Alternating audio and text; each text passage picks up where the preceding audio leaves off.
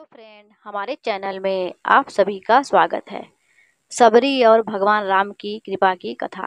बहुत समय पहले जब भगवान राम अयोध्या से वनवास पर गए, तब उन्होंने अपने चरणों की सेवा और भक्ति के अद्भुत उदाहरण देखने के लिए अनेक स्थलों की यात्रा की। इसी क्रम से वे सबरी के आश्रम पहुँचे।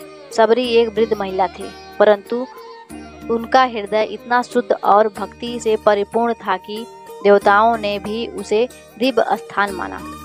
सबरी बचपन से ही भगवान राम की भक्त थी। उन्होंने अपने जीवन में केवल एक ही उद्देश्य रखा था, प्रभु का सच्चा प्रेम और सेवा। उन्होंने अपने आश्रम के पास एक छोटी झील में प्रतिदिन प्रातःकाल स्नान किया करती, तुलसी का पूजन करती और भगवान राम का ध्यान करती।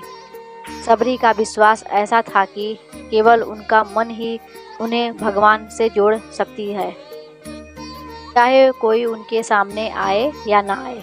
वर्षों की तपस्या और भक्ति के बाद सबरी ने अपने भीतर यह अनुभव किया कि भगवान स्वयं उनके आश्रम आएंगे। उन्होंने दिन रात उसी क्षण का इंतजार किया। वह प्रतिदिन भजन करती और अपने हाथों से बेर, फल और अन्य साधारण भोजन तैयार करती। उनका एक नियम था, जो फल वे भगवान के लिए चुनती, वह पहले स्वाद से चखकर ही अर्पित करती। एक दिन भगवान राम, सीता और लक्ष्मण वन मार्ग से सबरी के आश्रम पहुँचे। सबरी ने देखा कि उनके सामने वही प्रभु खड़े हैं, जिनके प्रेम में उन्होंने सारा जीवन बिता दिया था। उनका हृदय आनंद और प्रेम से भर गया। वह दौड़कर प्रभु का स्वागत करने लगी। राम ने देखा कि सबरी ने अपने हाथों से चखे हुए बेर उन्हें अर्पित किए। भगवान राम ने मुस्कुराते हुए कहा, माता सबरी, तुम्हारी भक्ति और तपस्या मुझे बहुत प्रिय है। तुम्हारे सच्चे प्रेम और श्रद्धा ने मुझे इस संसार में सबसे बड़ा प्रसन्न किया है। सबरी खुशी से रो पड़ी और बोली, प्रभु, मैंने यह सब केवल आपके प्रेम के लिए किया। मेरा जीवन आपका है।